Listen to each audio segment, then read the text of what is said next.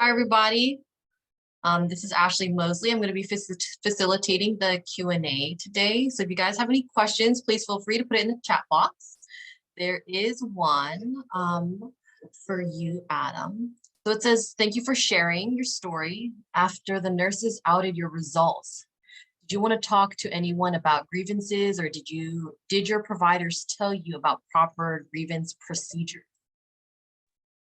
So thanks so much. That is a great question. So one, I think I would have filed a grievance if I had known that that was a thing that I could have done in healthcare. For me, again, it was that, I hate to keep saying it, but like, I'm just a small town kid. And like, I didn't even know you could do that, right? And get upset. But what I will say is, when did the system alert me to like, hey, this is not normal?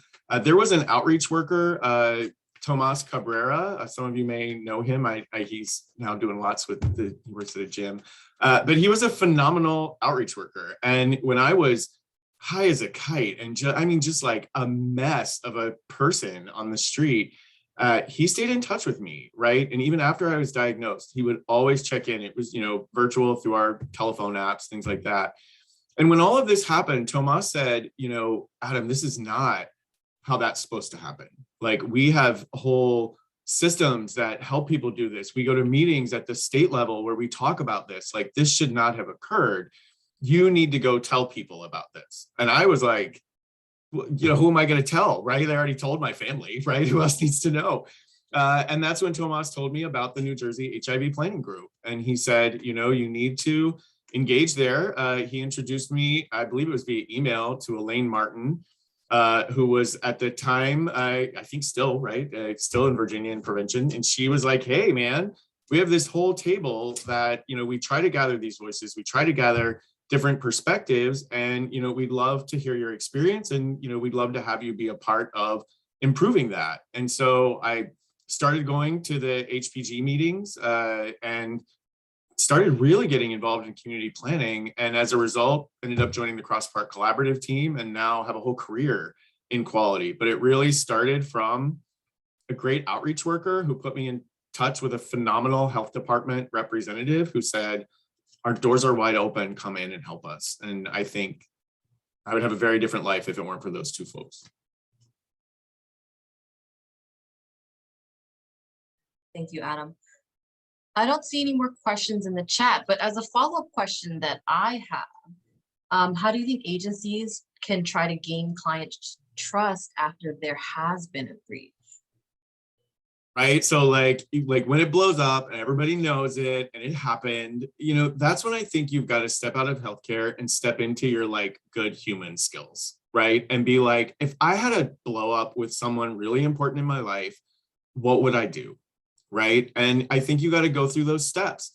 For me as a patient, it's thinking about, how did I contribute to what's going on? What did I add to the situation? What did the other person add to the situation from my perspective?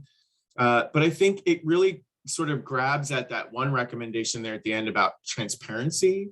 There was an article I read not too long ago, and it was about insurance companies. And it was having to do with like people who were buying medical malpractice insurance. And, it was this whole network of providers. I think they were in Wisconsin or something. And they were like, you know what, we're just going to be radically honest, and we're going to tell our patients when we mess up. And like every mistake, they just like got super transparent.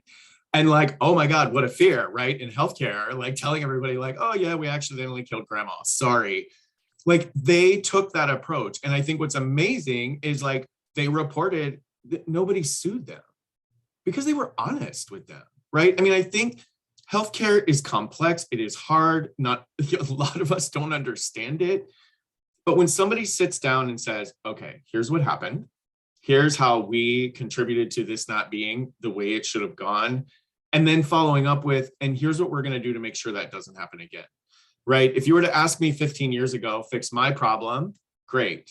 But after 15 years of living and walking in the community of HIV advocates, I think I'm much more sort of inclined to ask, and how is this not going to happen to anyone else, right? And when I say anyone else, I mean that in the biggest umbrella possible, right? Not just other white guys, but like, how do we build back this trust? And that's to me about expanding privilege, right? Sort of saying like, if you have the privilege to get in the room, to tell your story, to build the trust, expand that trust by helping the providers get better. But I think it begins with radical honesty, right? About what occurred, because otherwise we don't have a shared understanding of what happened if you're not willing to come to the table with an honest reflection of what occurred between us.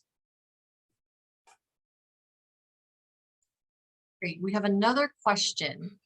To what extent, when, where, and how do social workers, case managers, providers inform clients of grievance policies and procedures without making the client feel like maybe they should be prepared for some inadequacies in the services they are about to receive?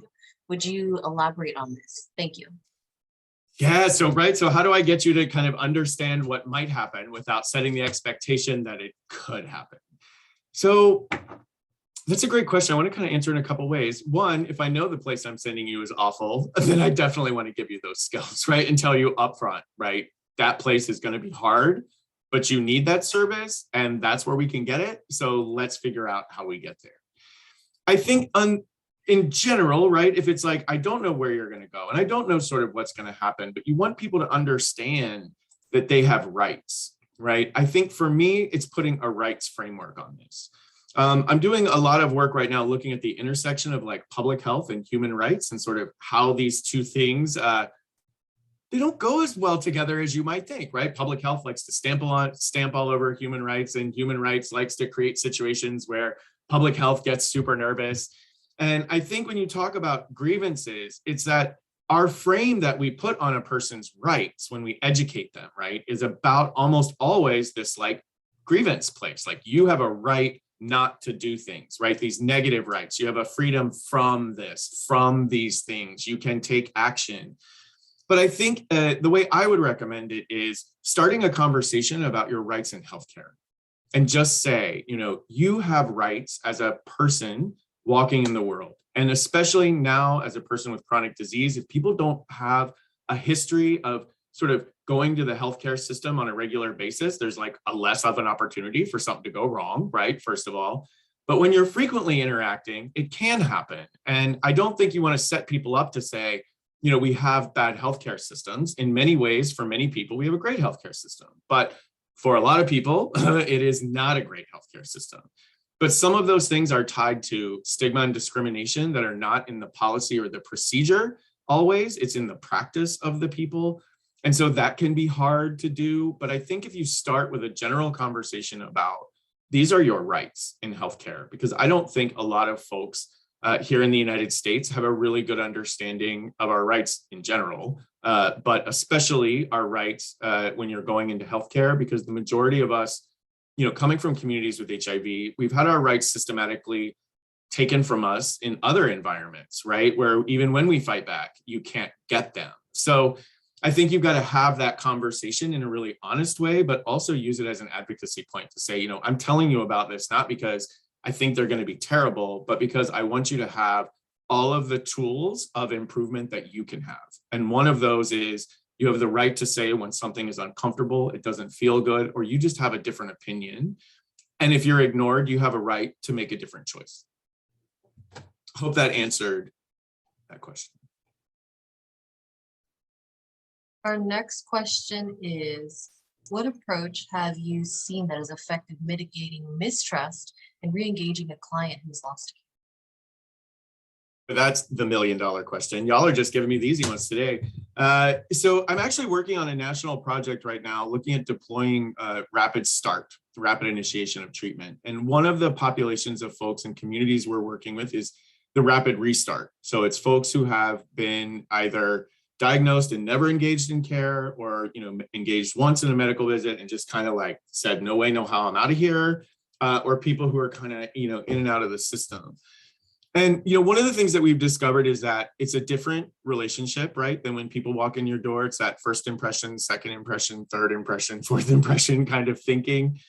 When you think about what's effective in getting someone to come in the door, you know, I will just say what I've seen work. Community health workers, I'll say it over and over again. People who are in community are very effective at going into community and getting people and bringing them into healthcare environments. I think the problem is the healthcare expects that to happen with like, oh, we sent a community health worker to their house and they said no. See, I told you it didn't work. And it's like, whoa. We're sending a community health worker to better understand the context of what's going on in your world. We're sending a community health worker to bring, hopefully, maybe a little wisdom, a little guidance, some information that's more accessible, that's presented in a way that's potentially more respectful and more responsive, especially to the culture that you come from. Whatever it is that broke that trust, health workers, peers, people from the community, we are good at figuring that stuff out because we're just going to have a conversation about it. I got no skin in the game here, right? That I think brings people back in. If you are trying to get someone who's like, just, they've been gone for a long time or they've told you I don't want to come back into care. When I was first diagnosed, the health department, God bless them, right? Elaine Martin saved my life, but there were some other folks along the way who I had a little bit of troubles with. And so like the DIS folks, God bless them, they track us down. I get it. It is a tough job, but like they would not stop calling. And finally, like I got a call one time, it was like Sunday night at like 2:00 in the morning. And I was like, okay, this makes sense. They know I'm a meth addict. They're like, this girl is up, shooting up somewhere. But I was like, you have got to let me go here, right? And I ended up telling them I moved to Florida because I was like, I don't want to engage with you. I don't want to trust you right now. That is not going to happen. I think that conversation is really hard because no one in a system wants to say we're giving up. No one in a system wants to say we're not going to follow up on you. But if I look back at you and say, stop following up on me, I will find you when I want you to, there's a line where we've got to think about, when do we start trampling on people's rights, right? And I think that's why that health rights frame, I think is so important. But I would say peers. The other thing I think that is highly underleveraged when we have consent to engage are family and caregivers, to be honest. I think there's an assumption that like all people with HIV were like these dislocated people with no families, right? And we have to like rebuild everything. And like, for some of us, yeah, that happens, right? I mean, I had to definitely do a lot of bridge building, but not everybody's family falls apart when someone is diagnosed with HIV. Not everyone's family says, I won't support you, I won't love you. And so I think really looking at the people around us that surround us, that care for us, and figuring out that's that informal community care that I talked about in my presentation, right? Is if I'm connected into a network of peers, even if they're not my health system, everybody who knows me, when I was out of care, they knew I needed to get back in. My friends knew that. My family knew that. People talked to me about it. It wasn't an unspoken thing. But I can tell you if that healthcare system had called, I would never have talked to them. But if Tomas had called me, I would absolutely have talked to Tomas, right? Because he was my outreach worker. He's different, right? However, he was paid by the same money that's paying these systems, right? Like, I don't know that. All I know is that he was cool. He helped me out when I was using drugs. He helped me out when I wasn't using drugs, right? And so that's how I got back in. I think if the system turns you off, it's not going to be the system that's going to turn you back on, right? And so you've got to think about that from a system perspective of who's the best ambassador that I can send, right? And have the humility to say, maybe it's not me.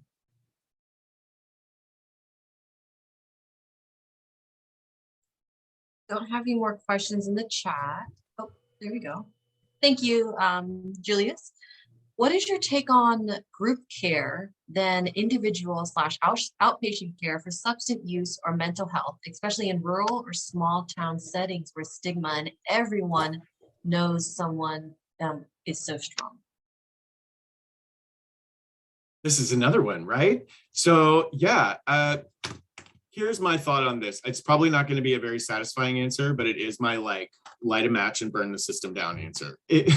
So we have a lack of providers, right? Everybody knows it. Everybody's talked about it, right? You get into rural communities. I'm from a little teeny place in West Virginia. Like your psychiatrist was like your mom, right? Or the pastor at your church, right? I mean, it was like the old lady at Circle Club, right? I mean, you were just getting care in like a very different way. And now there's this like, we've got to do behavioral health care. It's great. It's awesome. I'm so glad we're talking about all of this care. Don't get me wrong. But we've like corralled everybody. into this like, oh, well, we don't have enough providers. Oh, well, let's do a therapeutic group. We'll get like everybody together. And then we have all of these models that are like, oh yeah, group therapy, it's super great, and peers, and they learn from each other and all of that.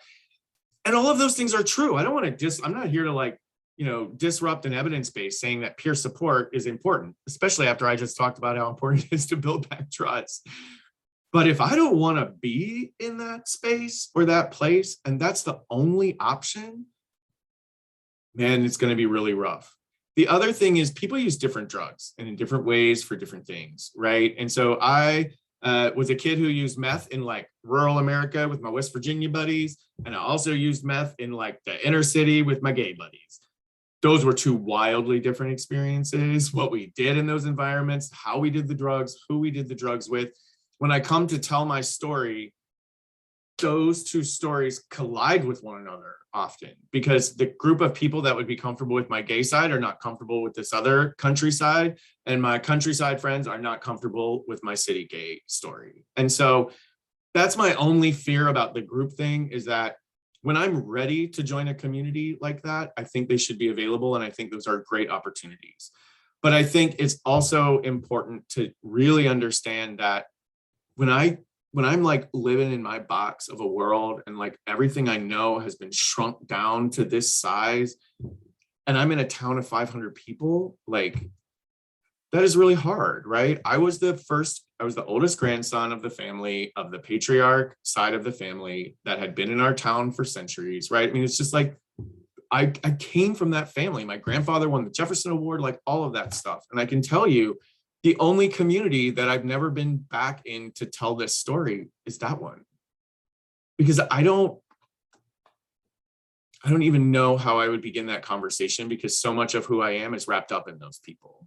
And so when you put me in a group like that, and again, this speaks to, if you grew up in that community versus like, you just kind of came into it, but it's uncomfortable regardless. But if that's where you grew up and you're going to walk in that room and all of the people are there, you've got to be able to get over whatever judgment you got in your head, whatever judgment you think they've got in their head.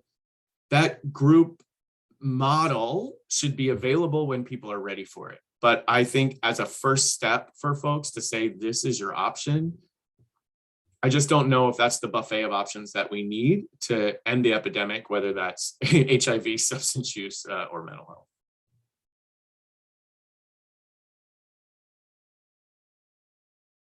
Another question that we have is, can you share recommended trainings for providers to participate in? Absolutely. So a couple of things that I would recommend. Customer service training, right? Basic stuff.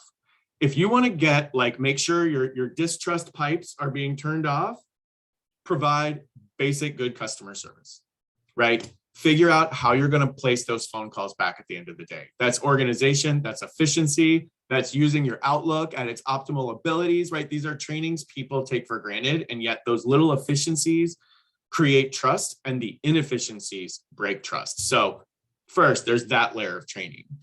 Second, I think we have to really look at whether the trainings in the past that we have offered people built the competencies that we thought they did. So for example, you cannot learn motivational interviewing, right, in a half an hour. You can't learn it in 3 hours. And yet I've seen trainings all the time where people get this, and then they're like, oh, there's my skill, and I move on. Poorly implemented MI can be a distrustful engagement, right? Because you're digging at things, but you're not doing it in the right way, or not doing it in a respectful way. You're not paying attention to the cues or the clues that are coming from the client. There is no therapeutic alliance, right? And people don't know how to implement it properly. So I think there's a stepping back into our assumed competencies and really looking to see, are we as good at motivational interviewing as we think we are? Another layer of trainings I would recommend has to do with cultural humility, but in a different way. I don't mean a cultural awareness training of here's a 60-minute lecture on Black people in healthcare, right? Everyone's had that lecture at this point. It hasn't changed the system yet. Awareness is a step, but if you want to change the way things work, you have to not just bring awareness, you have to get people to care about it, and then you have to give them a strategy to implement it. Without those other two steps, you won't get anything. So when you're thinking about training in cultural humility, it's not just that there is culture, that there are steps, but when we say supportive interactions, what does that look like, right? What are the models that build on that? And so things like shared decision making are fantastic trainings, right? That is about a supportive interaction. Right now, the NMAC has a training called Escalate that's about cultural humility. Full disclosure, I co-wrote it with a colleague of mine, Dottie Dowdell. But it's a 5-day training where instead of throwing a lot of information at you, we gave providers 5 days to think and reflect, where we give you a little bit of information. And then I want to talk to you about what are the privileges that you walk in the world with, and how does that come into your healthcare, right? I think those kinds of trainings that, one, respect the fact that cultural humility is not just a piece of information, but a practice that takes a lifelong dedication to develop and come into and understand. We've got to get to the place and get providers to take that extra step from the knowledge to the practice. So how do I become reflective in the work that I do? How do I make sure that I'm adopting perspective taking? There's a great Kleinman's 8 questions, right? These 8 questions that can help a provider ask someone about their health condition to get their perspective on it, right? There are lots of other perspective taking tools and approaches that I think are really great. The other one that I'll just kind of throw out there, because I recently did this, and I know a lot of systems do it, but I freaking loved it. I did this DISC training, it's like workplace behaviors, and it's kind of like how people relate to one another, and like, what are your tendencies in an environment? And it talks about like your dominance or your steadiness and, all of these different things. And what I learned is the more we know about ourselves, right? The more I know about me, the more in control I am of the interactions and the relationships I have with others. So any training that is going to force you to stop just the fast-paced environment of healthcare and say, hold on, just spend a couple hours in your head, right? Back when we used to have time to think about things and like really dedicate the brain cells to the outcome, take that time, create the space for that. Those trainings, I think, will take you further than just another training on a behavioral health modality, right? Like I can't tell you how many I've seen it with buprenorphine. I get it, I understand it, but like, help me engage a person who says, that's just another drug, I don't want that, right? How do we have that conversation? And that is soft skills. Those are people skills. And we, in training, hard skills are good, but I think we need to pay more attention to how we are as people. And those are relationship trainings, skills training, self-reflection, right? All of those spaces and places is where I would walk. Great. We have another question. Thank you, Tanya. With trauma-informed care, clients may have cultural stigma about medical or mental care. How do we provide better care to them during first? The first thing I would say is every community's experience of their institution is different. So the first step I would say is go talk to the folks who have engaged, because many people who hold that same stigma or cultural understanding of healthcare, some people do engage, right? Other people's don't, but they still carry that narrative. So it's trying to first understand, what is it that is sort of going on? What do people think? Where is this mistrust, distrust? Did something specifically happen, or is this a general unease in the culture? If it's a general unease in the culture, I think you have to, again, go back to the community and ask them, when you came in, what did it feel like? One of the things that I started using in my practice is touch point mapping, which is a version of process mapping that looks at the experiences through healthcare, but instead of looking at, the technical step like you would looking for like a performance measure, it's about a person's subjective experience of that step. And when you go in and start asking people to describe that, you'll start finding little cues that don't tell you, go improve this process. It tells you improve this experience, right? So if someone says, when I walk into the waiting room, I always feel uncomfortable because I just don't feel like this place treats people like me well. That's a pretty powerful emotional statement to say about the environment you're in, because they're also saying, I'm here, I'm uncomfortable here, right? So you've got these sort of two things going on: a commitment to care and an acknowledgement that I'm uncomfortable in this care environment. So when you kind of have that awareness and a system is collecting the information to see and understand that narrative, then you can bring communities of people together, including providers. Encounters are they're interpersonal things, right? It's not just one of us. And you bring people together and say, okay, how can we address this?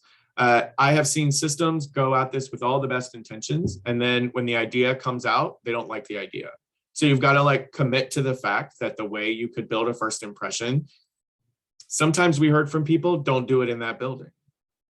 Meet me for the first time in the community. And then a system's like, oh, we can't leave in the community. Well, then I don't know what to tell you, because that's what the community asked you to do. They said, well, you know what? Come on our turf where I'm comfortable, and we'll have that first conversation. And then I'll decide whether I want to go through those doors. But it's really about asking the community what is causing the discomfort, because then you can start to figure out what we can do about it. Because it, if it is, and it's likely never one thing, right? It's not like we can just box it and be like, oh, it's just race and our gender and sexual orientation is just fine, right? It's usually a lot of this stuff goes together, but it's maybe particularly hard for certain community members, or your system may accept certain levels of isms that for one community that they don't for another. So a person may feel fully empowered, as a sex and gender minority, but maybe they don't feel fully empowered as a racial or ethnic minority. So you've got to understand that first impression is, what do they expect? What do you want? And if it's gone bad, what happened? Other than that, I think humility again, right? The Kleinman's 8 questions, I think, are a great way to have a good first impression. It is 8 questions that basically say, like, why are you here? What do you think will happen when we treat this, right? And it puts the client or the patient in the driver's seat from the beginning. And I think if you want to get me to trust you, let me drive your nice car, right? Like, put me behind the wheel. And that's that subtle shift of power. And so I think in a first impression, if power is what is going on in the community, and in a lot of places that is what's happening, you have to immediately either name it or address it and shift it, right? And kind of say, okay, we're going to move this, we're going to see it, we're going to understand it, I'm going to talk about it, we're going to talk about it in these perspectives, and then let the people lead you on sort of where to go from there.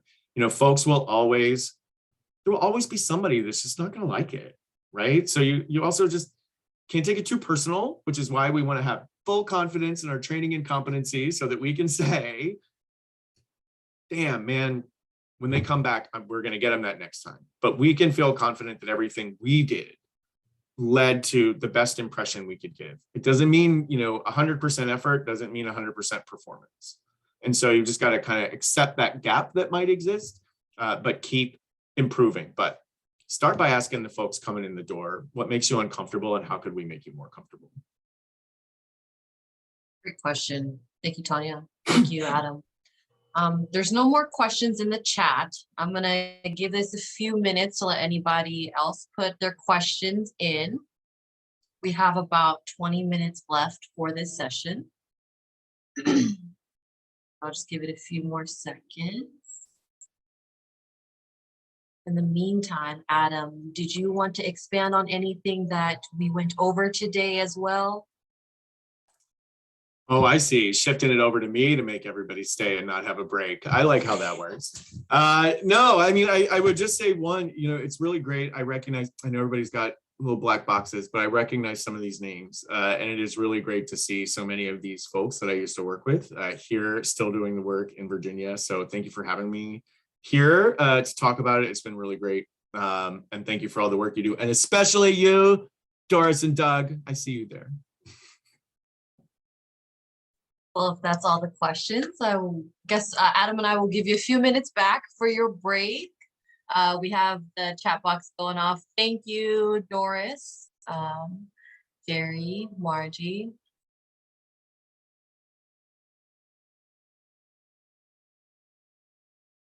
Thank you all. Oh my gosh, hi all those people. Hi Jihad, hi Margie. Sorry, I just had to say that. Those folks also helped save my life. Hi. Adam and I will hang back a little bit as you guys are logging off, but thank you so much for such a great session, everybody. Thank you, Adam.